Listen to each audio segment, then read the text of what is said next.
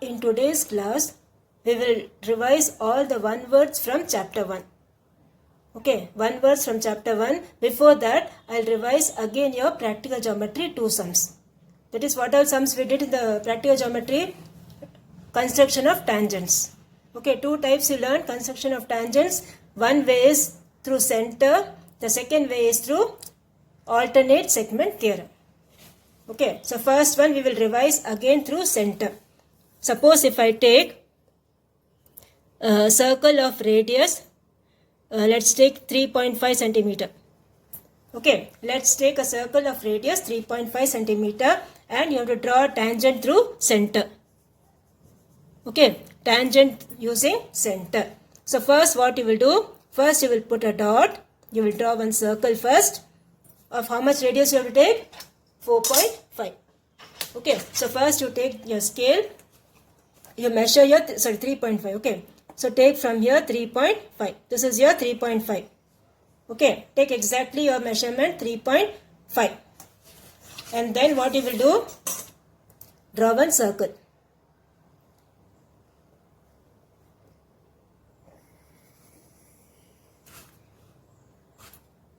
Don't change the measurement, it should be exactly 3.5. Okay, after drawing 3.5, what you will do? You draw this radius. Okay, this one.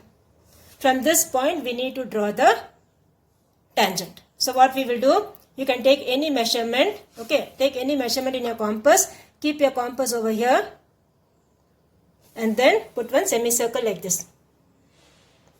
Okay, after putting the semicircle, from this point again you will take one arc like this. Then again from here one arc, and then again on the top one, and again from here one. Like how you did the concept of 90 degree, okay? Construction of 90 degree we did, no? That same concept you have to apply here. So here you will join this. This gives you the tangent. Okay, this is tangent through center. This is the point O. And here you put one arrow mark. Here also you put one arrow mark. This is your T. This is your T dash. Okay, this is your T and this is your T dash. So this completes your, this one, construction of tangent using center. The next point is using alternate segment theorem. Alternate segment theorem. Okay, alternate segment theorem. From that also, suppose if I give the radius as 4 centimeter. Okay, suppose if I give the radius as 4 centimeter, the first thing what you will do, we will draw a circle of the given radius. Okay, first you draw the circle of the given radius. So put a dot here.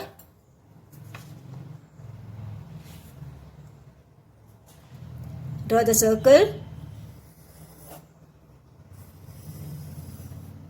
Okay, and then what we need to do next? You have to take 3 points on the circle, A, B, C or X, Y, Z, anything you can name. Anywhere you can take, okay? On the circle, anywhere you take. And then what you need to do? Join this. And form a triangle inside the circle.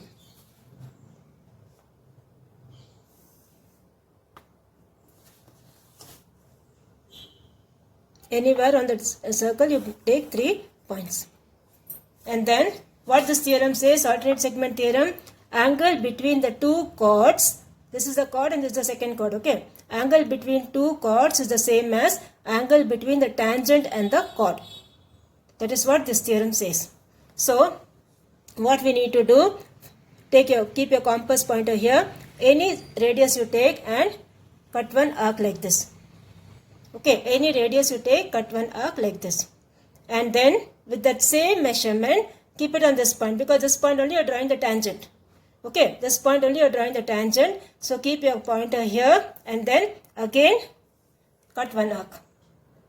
Okay, next what you have to do, this angle you need to copy over here. So this opening of this angle you take this much. Okay, you can see the opening of this angle. This is the opening of this angle, okay? This much angle you see with your compass and then keep it on this point. Okay, keep it on this point and cut it over here. You can see how I've done. Keep it on this point and cut the same opening of this angle, whatever is that, you keep it and cut it over here. And then what you will do? Join this. So these two things you need to join. So this is your T and this is your T dash. Okay, this is how you will draw the tangent using alternate segment theorem. And then here you need to show the radius. With the dotted line you can show the radius. Okay, the radius is how much? 4 centimeter. For both the things, first you should draw the rough figure. Okay, for both the things you have to draw the rough figure. Rough figure, how will you draw? First you will draw one circle. With the compass you will draw. Then you will draw one radius and then like this. This will be the rough figure for the first one. For the second one you will get like this. Inside you will draw one triangle. And this radius you have to write 4 centimeter. Here you have to write the radius 3.5 centimeter. Okay. So do both the sums, revise it properly. Any measurement for the radius will be given and you need to construct the tangents. Okay. Now next what we will do, from the first chapter we will start with the one words. Now whatever I am telling, please write it in the textbook. With pencil write it neatly in the textbook. Now take out your page number 3. Okay, on page number 3 you have the progress check. The first one, for any two non-empty sets A and B. Okay, for any two non-empty sets A and B, A cross B is called as Cartesian product. Okay, the answer is Cartesian product, or you can write cross product. Both are same. So first answer is Cartesian product. Second one, what they have told? If number of elements of A cross B is 20 and number of elements of A is 4, then what are the elements of B? N of B. How many elements are there in B? So that what you will get 4. Okay, the formula you have to use is N of A cross B is same as N of A into N of B. So you transpose this, that is 20 divided by 5, what you will get? 4. Okay, this answer is 4. The third one, if A equals minus 1, 1, B equals minus 1, 1, then geometrically describe the set of points of A cross B. So here what you have to do, you have to put the graph.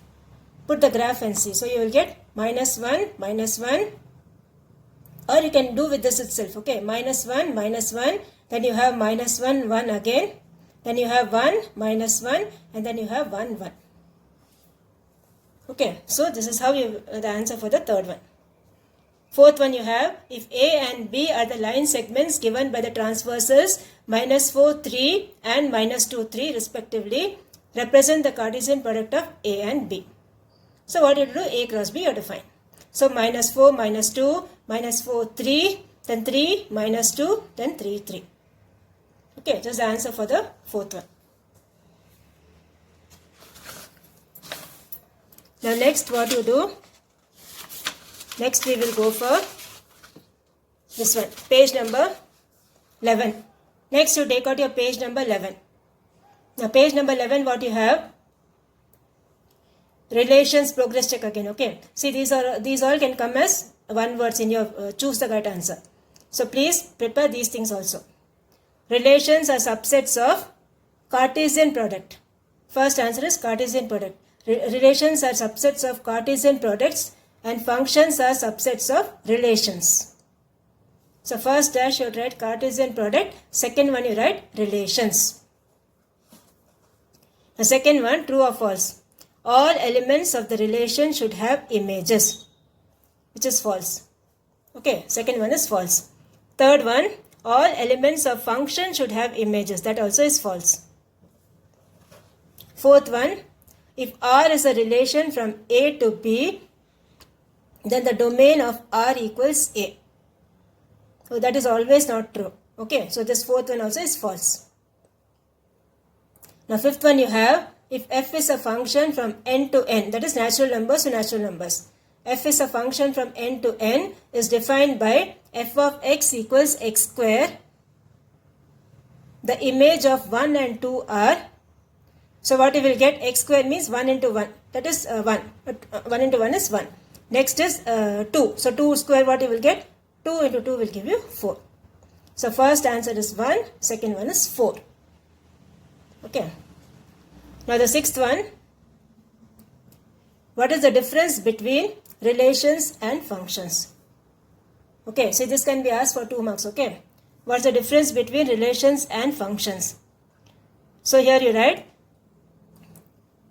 relations, relations and functions means functions are subsets of relations, okay. Functions are subsets of relations and relations are subsets of Cartesian product. Okay, functions are subsets of relations and relations are subsets of Cartesian product. This is the difference between both. One difference is enough. Next one, seventh one. Let A and B be two non-empty finite sets. Then which one among the following two collections is larger? Number of relations between A and B or number of functions between A and B? Okay, number of functions between A and B only is larger. Okay, number of functions between A and B only is larger. So seventh one is second option. Take the second one. Okay.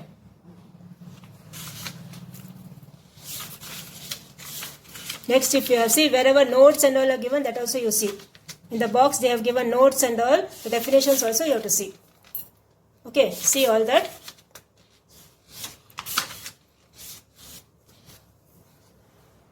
Now here you have the true or false. All 1-1 functions are onto functions. Okay, true. There will be no 1-1 function from A to B when n of A equals 4 and n of B equals 3. True, okay. All onto functions are 1-1 functions, false. Fourth one, there will be no onto function from A to B when n of B equals 4 and n of B equals 5. True, same thing only, same type. Okay, it's true. Fifth one, if f is the bijection from A to B, then n of A equals n of B. That is true. Okay, it's a bijective function, so n of A will be equal to n of B. Then if n of A equals n of B, then f is a bijection from A to B. True. Then all constant functions are bijection functions. That is false. Okay, all are not bijection. All are not bijective functions. So write the answers in the textbook. Again I am repeating the definitions also you see. Okay. And the notes what they have given, that also you have to see. Now here, state your answers by selecting the correct option. Composition of functions is commutative. Okay, it's never true. Composition of functions is commutative, second option. Composition of functions is associative, first option.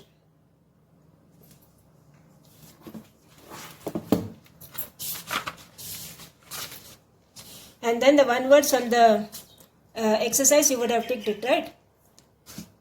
So this completes your chapter 1 words, okay. Prepare the 1 words from the book back also. Prepare the 1 words from inside the book also. Anything can be asked for the quarterly exam. Now the next one you have, see, this Euclid's lemma. Euclid's lemma definition they have given. The definition also you have to learn. The Euclid's lemma definition they have given, no, that also you have to memorize. Write it 2-3 times, you will understand that.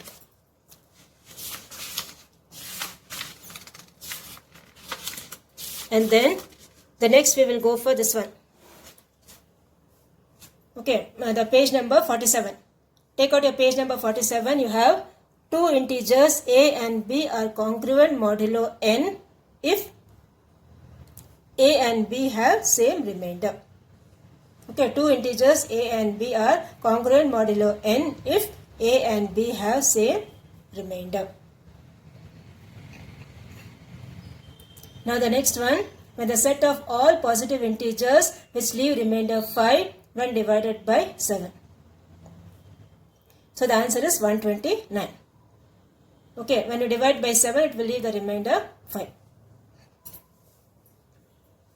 So this is how you will do the first one and second one, fill-ups.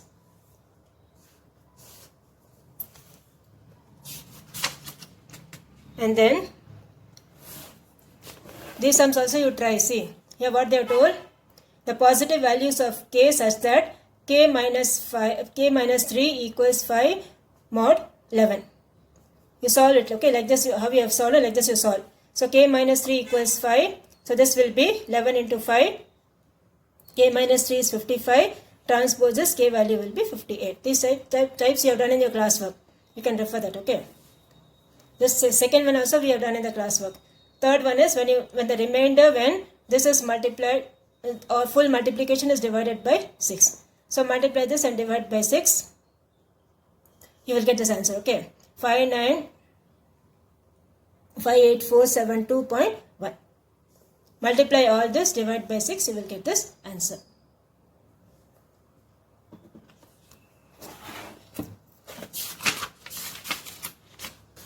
Then next you have page number 53.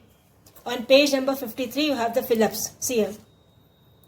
Fill in the blanks for the following sequences. Now see how the sequence is coming. Okay. First one is 7. Second one is 13. So how we are getting 13? 7 plus 6 is 13. Okay. 7 plus 6 is 13. Again 13 plus 6 is 19. And 19 plus 6 is 25. 25 plus 6 is 31. So you can write 25, 31. Or you can just write one number itself, 25 is enough. Okay. So this answer will be 25. Next is first number is 2. Then they have given dash. Then they have given 10. Then 17. Then 26. So what they are doing here is see. 2 plus what number is next one you have to see. Now here when you add, this is plus 3. That is add odd numbers starting from 3. Okay, the sequence here is adding odd numbers starting from 3. So first you add 3, you will get 2 plus 3 is 5. Then you add 5. What is the next odd number? First you have to 3 and then it will be 5. Then it will be 7 like that. So this is 2 plus 3 is 5. Then 5 plus 5 is 10. 10 plus 7 is 17. Okay, 17 plus 9 is 26. So add up like that, you will get the answer. So here the answer is 5. You should know how the sequence is going. Okay, so the answer for this is 5. Now here you have 1000, 100, 10, 1. Divide all that. So this answer will be 0.1. Okay, the answer for this is 0.1. Second one, a sequence is a function defined by the set of natural numbers. Second one answer is natural numbers. Now next one, the nth term of the sequence 0, 2, 6, 12, 20, etc. can be expressed as. Now see here when you see, these are all even numbers. Yes, these are all even numbers. So here you have 2 times n into n plus 1 by 2.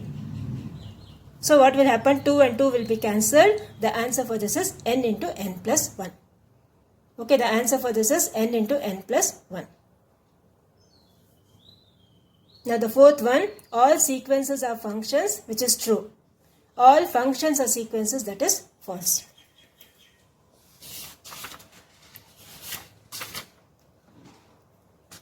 Then the next one you go for page number 57.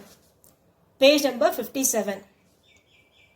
The difference between any two consecutive terms of an AP is always same. Okay, so first answer is same. Second one, if A and D are the first terms and the common differences of an AP, then the eighth term is, what is the general term? What is the Tn for AP? A plus n minus 1 into D. So n what you have to put? 8. So this will give you A8 will give you A plus 7D. 8 minus 1 is 7. So A8 will be A plus 7D. Next one, third one. If Tn is the nth term of an AP, then T2n minus Tn. 2n means what? instead of n, what you will put? 2n. Instead of n, you will put 2n. So a plus 2n minus 1 into d minus a plus n minus 1 into d. So here you will get 2n minus 1 minus n plus 1 into d. You cancel that and write the answer. So 1 n minus 1 will be cancelled. 2n minus n will be what? N. So this will give you nd. Okay, the answer for this is nd.